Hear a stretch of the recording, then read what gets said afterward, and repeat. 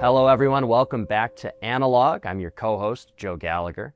And today we engage with a discipline that has, in many ways, lost its way: psychology.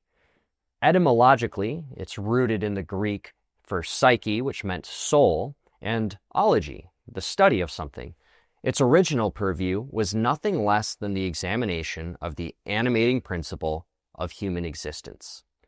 But in the modern era, it has been systematically reduced to a mechanistic analysis of neural processes, a reductive materialism that obscures far more than it reveals. Consider works like Aristotle's De Anima. He posits the soul as the formal cause of life, the organizing principle that actualizes the potential of a living being. And for the classical mind, psychology was inseparable from metaphysics.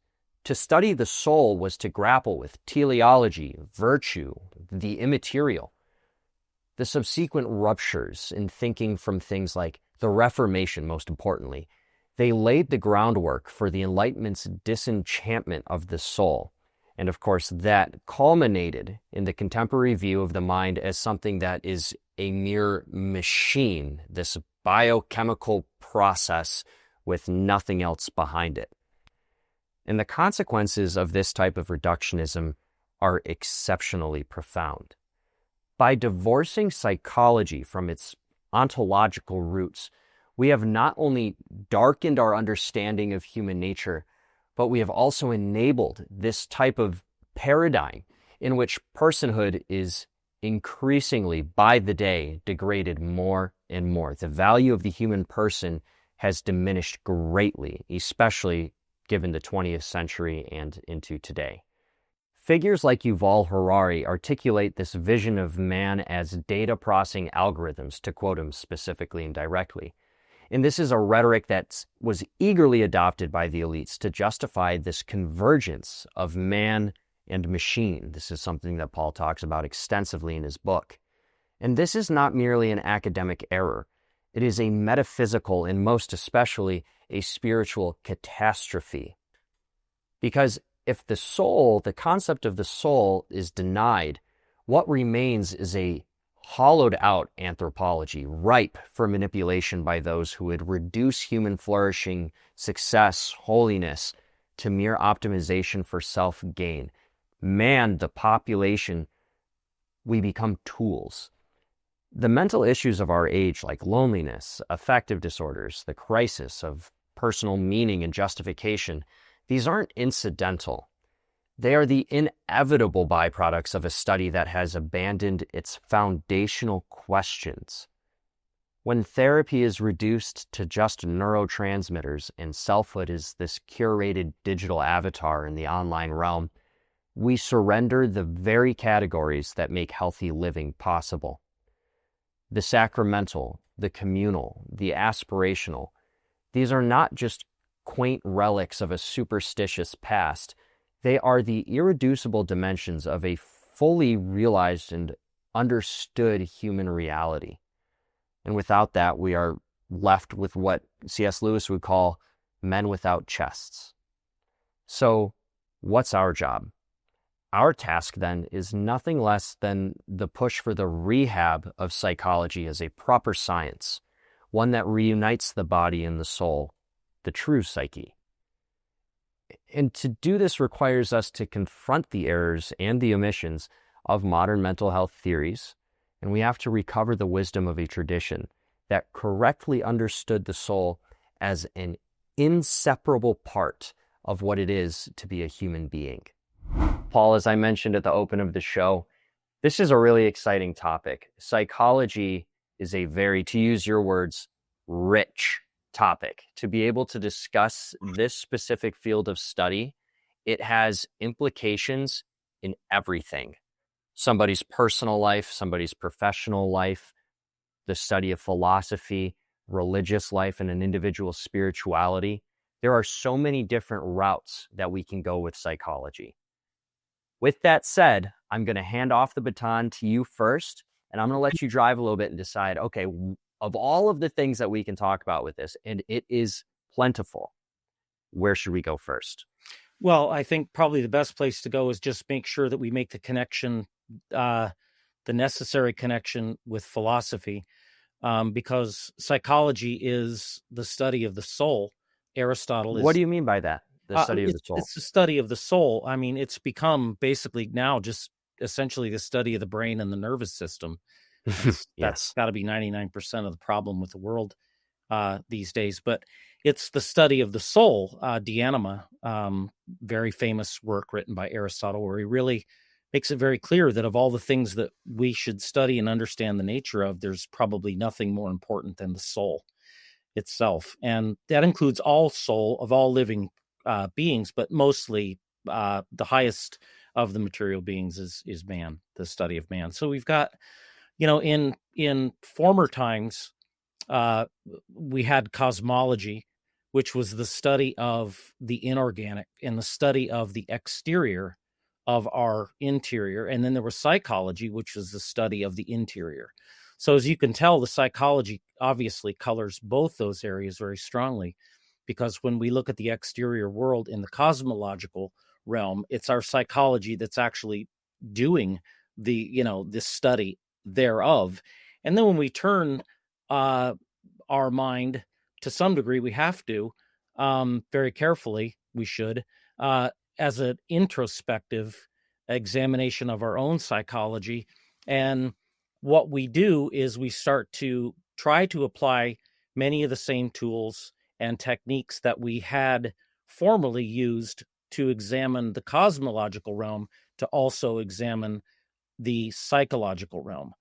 The problem is, and we can get into that a little more deep later, but it's probably a good time to bring it up now, is that obviously becomes very, very subjective, because a lot of times, all the time, when we're looking at trying to how to figure out how the soul is, and that's now become the mind, and which then just became the brain and the nervous system after the famous "I think, therefore I am," where Descartes very famously basically declared himself God very cleverly.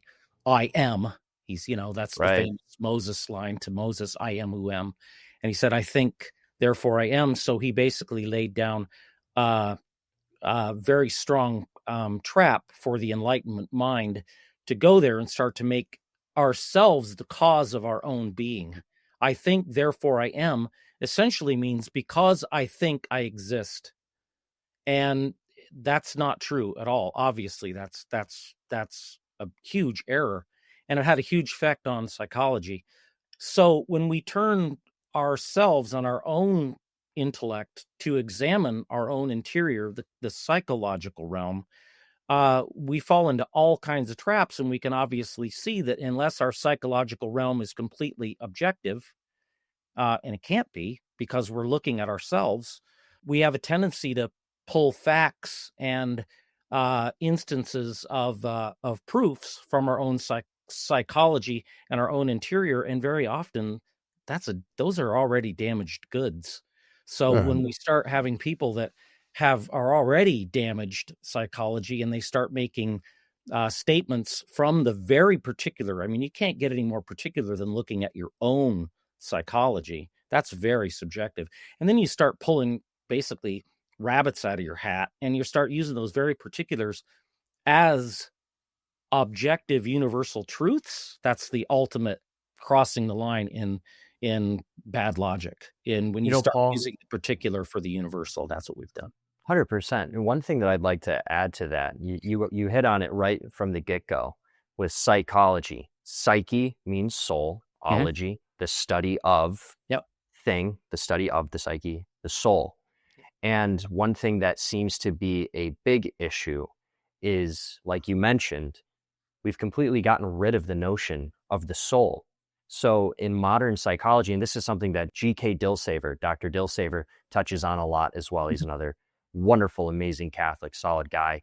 Yeah. Um, he, it's this issue of when we get rid of the soul when considering psychology, and we're just looking at neurons and gray matter and white matter, the human being just becomes essentially a natural type of computer that is entirely programmable.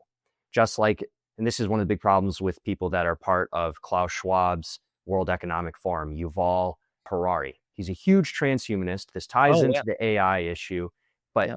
you ignore the soul, the human just becomes another programmable creature that can do anything that you want it to. It loses its intrinsic value, it loses its dignity.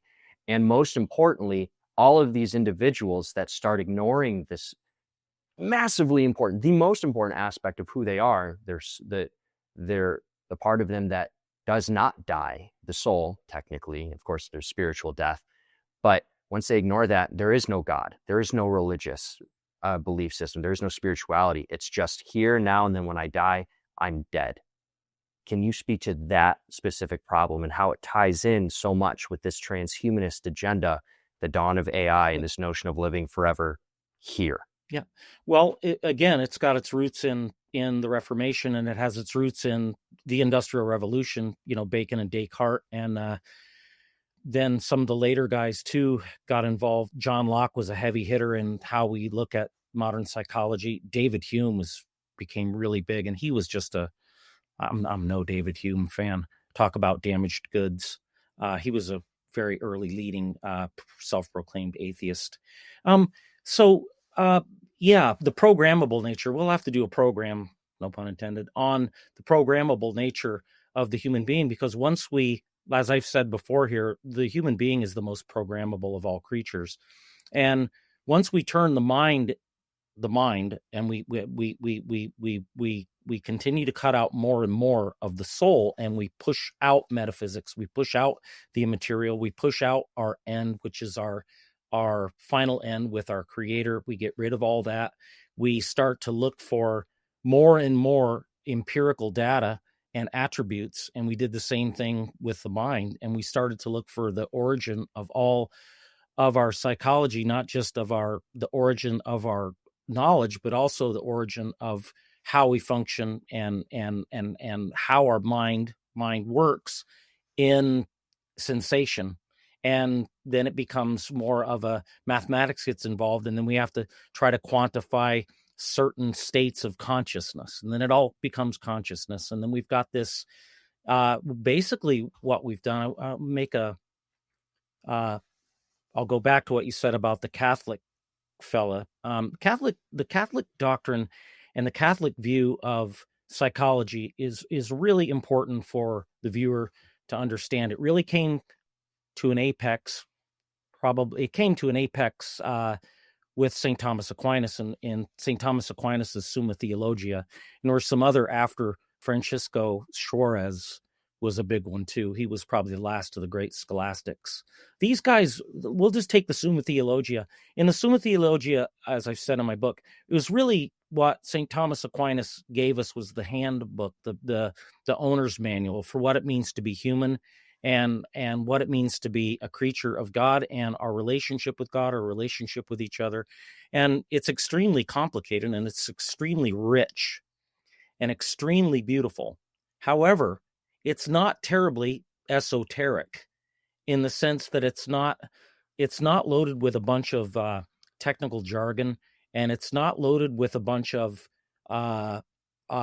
particular data.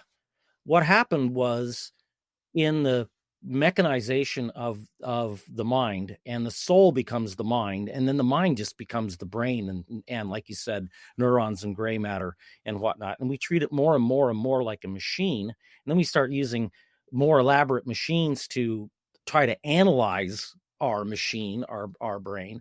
Okay. And it becomes more and more and more technical. And what it did was, when you push all that out, I mean, it's a recipe for a great business model. And psychology has become a huge business model, multi-billion-dollar industry, because we got rid of religion and we pushed religion out. I mean, if you take a human being who's very much an immaterial and a material being, substantial unity, and with the mind that we have and our ability to understand that this can't be all that there is, and this didn't come from nothing without a cause, as the atheists claim, and then you make that person disbelieve their eternal destiny and life just becomes just a sequence of gratifications of our appetites at best, and grabbing at power and grabbing at pleasure and all the hedonistic stuff that came from the pagan realm when they didn't have revelation. You've got a recipe for a psychological, a pathological disaster.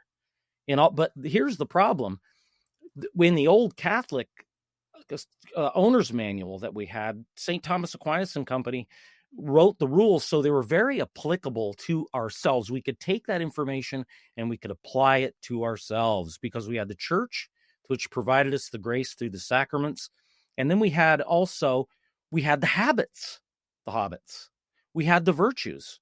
So we could apply those virtues to ourselves along with the habit, or along with the sacraments, the medicine, and the grace given to us through the graces of the church, and we could go a long ways in healing ourselves. It was like having it would be like having a 1965 Chevy pickup truck where you could work on it. You could open up the hood, and with some basic tools and some basic knowledge of the internal combustion engine and how it works, and you could adjust the carburetor, you could adjust the points, change the plugs, you could do all these things with basic knowledge, and next thing you know, boom, your old Chevy pickup truck's up and purring like a kitten, and it's no problem. But what happened with modern psychology is they made it so technical and so attribute related, and so esoteric, that they made it impossible for us to we can't do anything with our own minds anymore as far as healing ourselves. We have to go to a specialist. And then there's psychiatry, where we have to take drugs. And so it's a modern psychology has become a huge industry, and it's industrial mental health, and it doesn't work. And we can't heal ourselves anymore. We really have to go back to the old universal system of the scholastics and understand through the habits and through the sacraments of the church that we can go a long ways in healing ourselves. And when things get really bad, we go to the priest and maybe sit down and talk to him, Right. and we work that out. I think it was Carl Jung couldn't have said it better. Carl Jung, the famous psychiatrist who I think Jordan Peterson, worships practically. Carl Jung said, if these people only went to their priest, we'd be out of business. And that should say it all. And that's exactly what's happened. So there's no wonder that society is more lonely and confused and desperate and pathological that it's ever been, because this has been the plan. This has been orchestrated.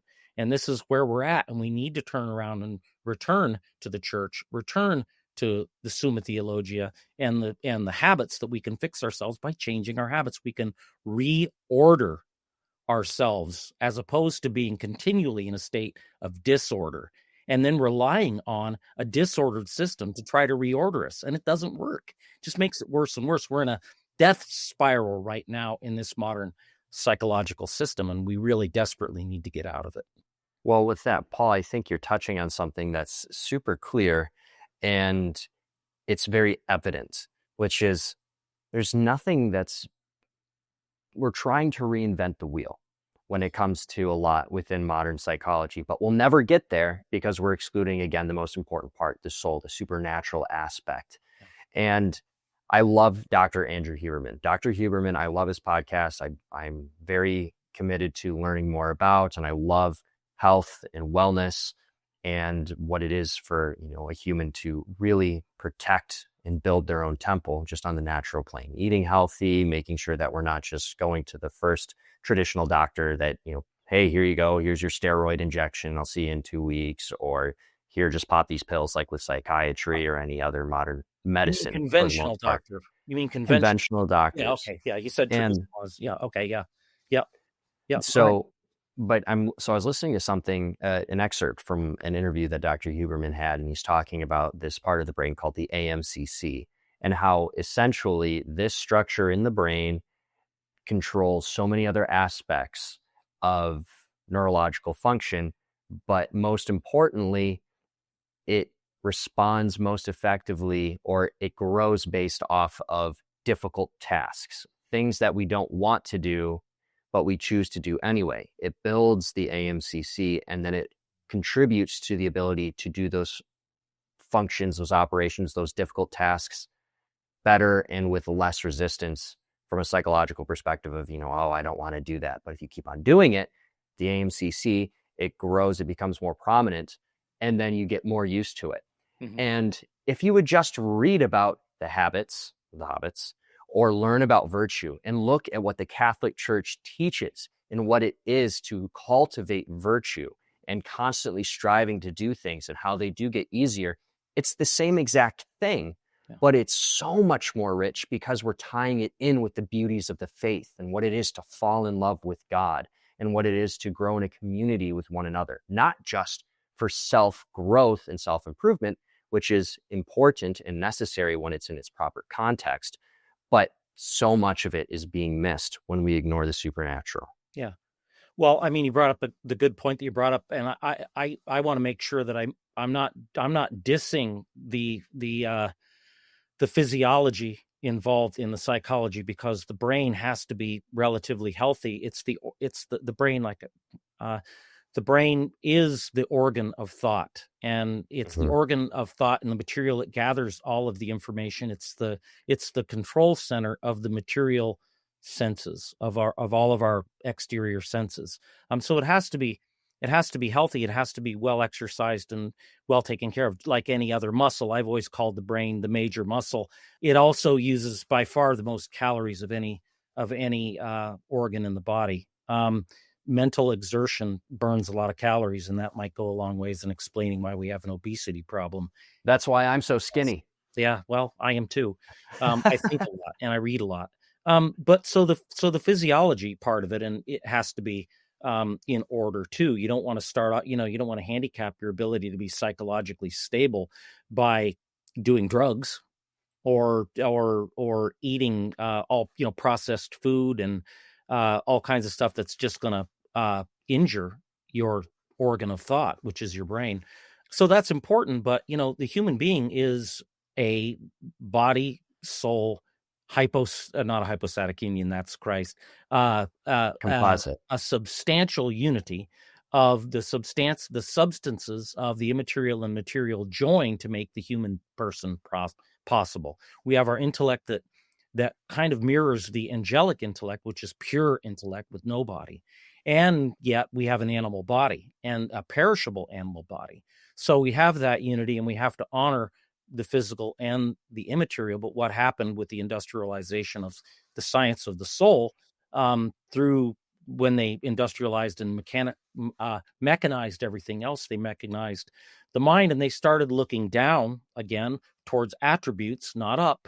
And they insisted that you don't look up. And that's just a recipe for a very, very sad, confused, not a whole person. I've always termed, the term holy is also in the fact that we have to be whole. We can't be truncated in our psychology. Our psychology has to be whole. And when our final end, which is unity with God, our creator, with Christ, our Redeemer, once we see that opens up, and it gives us a very, very clear picture of the most beautiful end that we could possibly hope for. And all of a sudden, life becomes worth living and exciting, and our life now has purpose. And we start to realize that it's a virtue is the best healer of the soul. Virtue, the hobbits, they're the ones that actually, the virtues that we employ with the sacraments, as I said before, they're the best means for us to reorder our psychology. And once we're reordered and we're pointed in the right direction, everything changes. Everything changes for the better, and we become whole. We become holy. Mm-hmm. And that's important. We're not holy right now as a society. We've got a lot of problems, and we could trace almost all of those problems back to the Reformation.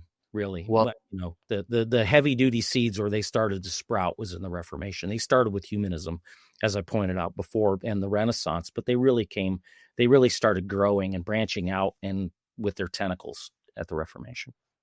yeah, I agree. And, we've talked about the importance of etymology, not only what words mean, but where they come from, their history and their origin and their original context and use case. And you say holy, and, it makes me think of, okay, what biblical terms I believe the Greek term was, and I'm going to butcher it, but I'm pretty sure it was agios or agios, which of course Yeah. means Yeah, I know what you're it, talking about. I'm not gonna dive in on right. I'll make it worse.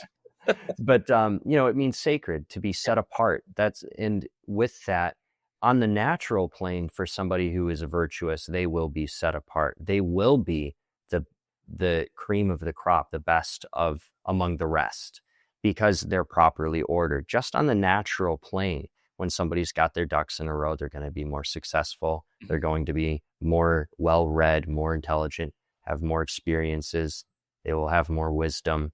All the more is that with the case of when you incorporate the spiritual life and, becoming part of the chosen people and the elect, God willing, you hear, welcome home, my good and faithful servant. And one of the things I wanted to make sure we touched on, Paul, because I think we've got probably just under 10 minutes left, is, and we've touched on this in the past, but it's one of these things that we need to beat the drum on, because I believe in this too, which I really came to the realization after reading your book, Yeah. Mount Doom, the prophecy of Tolkien revealed. Mhm. But this notion of AI and this concept of downloading the psyche into a machine, Mhm. Which is when impossible. which is impossible, Right. because when you ignore the original purpose of psychology, the study of the soul, Right. and you remove the soul and it's just the mind, then it becomes a machine, The and you brain can even. It's the not even the brain, mind, it's just the brain. and then Yeah. you're able to download it, and then next thing you know, they're living on a hard drive. We see this in Black Mirror episodes from Netflix. There's movies coming on Yeah. about it. Sci-fi novels have been discussed, Yeah. and there's this growing claim, and I guess program's a word, but almost it seems like we're being primed for that to become a norm, and that just, it's impossible. The soul is not a material, tangible thing, like you mentioned. It's a reflection, or it's the intangible aspect of what it is to be human. That can't be put on a thumb drive and into the back of an Android. It just can't. But But can you it can be speak to that imitated. and how it ties into the book? It can be imitated, though. That's the dangerous thing, and it'll fool a lot of people. Speaking of the program, and you brought up some movies and whatnot, makes me think of. I remember the first time I saw the first Star Trek movie. I think it must have been, gosh, back in the 80s. And it was when the Voyager probe came back, and it had, somehow gained consciousness because of all the data that it had gathered. And it came back seeking its creator. And it was, called Viger, because you could only see those letters on it. And the whole thing was just so filled with the ideology of Darwinism. I was just stunned by the bald-faced expression of programming people to somehow look forward to when we join with machines and rise above. In the end, the two, because the bald-haired woman, now you can watch the movie, had been, taken by the machine and made into this higher creature, and then she joined with her former lover, who was some guy on the, I don't know, he was one of the officers there anyway, and they both became like this new Adam and Eve. Basically, that's what they were pitching, was a new Adam and Eve that were machines. And I think Dr. McCoy or something said something, very, wow, this is, our future. And, this is, they're something I can't remember. It was a long time ago, but I do remember how I was astonished how, how bold of slap in the face to, to Christianity, to anybody who was paying attention. Maybe there weren't that many people paying attention, but I certainly was, and it struck me. And then you can just see it everywhere. Hollywood just pours this on, and I got to believe that they're, the CIA and the government has a huge program for programming people, and we're largely programmed through movies and our entertainment. So we're being primed. We're definitely being primed to join with the machine as a natural extension of the process of evolution. We have to evolve, man. We always have to evolve. And we're always using this term evolve, and it's replaced the notion of perfection. It's replaced the notion of change. For instance, it's replaced the notion of alteration. Um, to evolve means to become something different, something not just different, but something completely different from what you were. So that's not a perfection. That's the death of the old, and the the I'll say birth of something totally different now. So it's a form of change now that evolves. Okay, Aristotle pointed out there's 6 types of change, and the viewer should take this, and this will go a long ways in helping him think straight. There's destruction and generation. There's increase and decrease. There's alteration, and there's change of place. And I challenge the viewer to come up with any kind of substantial change or motion or anything that doesn't fall already into one of those. So we take alteration. Everybody says, oh, well, he altered that. No, alteration is a very specific type of change. It doesn't destroy what was there.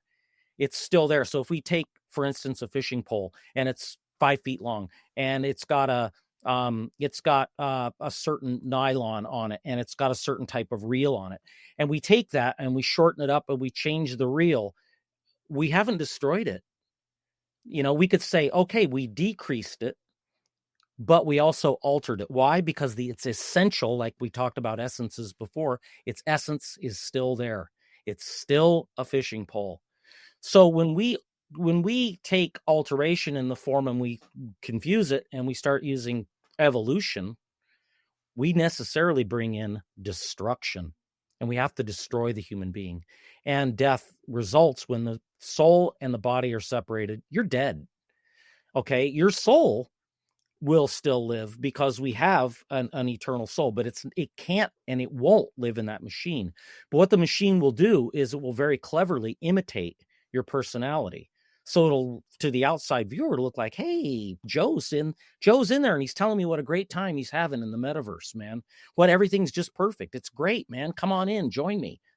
Well, that's not Joe in there. That's the imitation of the AI, pretending to be Joe, using his voice and all the attributes that it's got downloaded on Joe, convincing me to commit suicide. And that's exactly where we're going. And that's the nature of this big genocide that we're heading into, that we're being primed for. We've already, through psychology, they eliminated the immaterial portion of the brain. Nobody could even look at it anymore. We turned it into a machine. We industrialized the brain. We made it a mechanical object with its mechanical extensions through our senses. It drove us nuts, because that's not who we are. And it's given a huge opportunity for profit for the specialist. Now there's all these people always getting involved. Oh, I'm going to study psychology. It's funny. I asked psychologists, well, what got you into psychology? Almost without exception, they'll say, well, I had issues and I just kind of wanted to figure it out. I wanted to figure out what was going on with myself. And it's like, wow. There's an incriminating statement on the whole subject matter in the science of modern psychology, if I ever heard one. So, we're being primed, we're being programmed, and we're being primed, and we need to step out of that. To make a Tolkien reference, the whole Middle Earth is the material brain. Amen, across the sea, which is the realm of the feelings, is our immaterial intellect, our immaterial portion of our intellect that lives in the angelic, dwells in the immaterial realm, but it's joined with us necessarily and functions in the world through our organ of thought and our senses, our brain. But Middle Earth is the interior of the brain, and the chip is in Mordor, which is the cerebellum, and the rings will control our mind. And it's all laid out in the Tolkien mythology. And that's why I think it's really important that modern society wake up and realize what J.R.R. Tolkien saw coming with his interaction for 3 days at the government code and cipher school right before World War I, where he trained for 3 days with Alan Turing, and he saw exactly what Alan Turing was going to do. And Tolkien even said his mythology is about it's about 3 things. It's about mortality, the fall, mortality, and the machine. And what do you think the machine is? The machine is the ultimate machine that imitates man. The machine is making our own image. It's going to devour us. It's devouring us now. Yeah, it is. And that's why we're doing this podcast, is to let people know that we need to return to an analog way of living, and that we need to remember who our creator is and what we were created for. And anybody who's a Tolkien fan, be sure to go to www.readmountdoom.com, www.readmountdoom.com, and then you're able to get Paul's amazing book. You're not going to be able to read through it in one go. You're going to have to set it down, chew on it just like a big, delicious steak, but it's rich, it's nutrient dense, and it honestly, it makes this program all the more possible. So, Paul, thank you so much. This was an awesome discussion. There's so much we could go on, but maybe next time without we can ado, talk about the program. We can talk about programming. yeah, next time we'll talk about programming. There it is, a sneak peek into episode 6 of Analog. 5. No, 4. This is 5. I was right at 6, This is Charlie. 5. This is episode 5. Yeah. Our editor is totally trying to blow us If I up. could count, would I be here? Yeah, right. All righty. Until next time on Analog with Joe and Paul.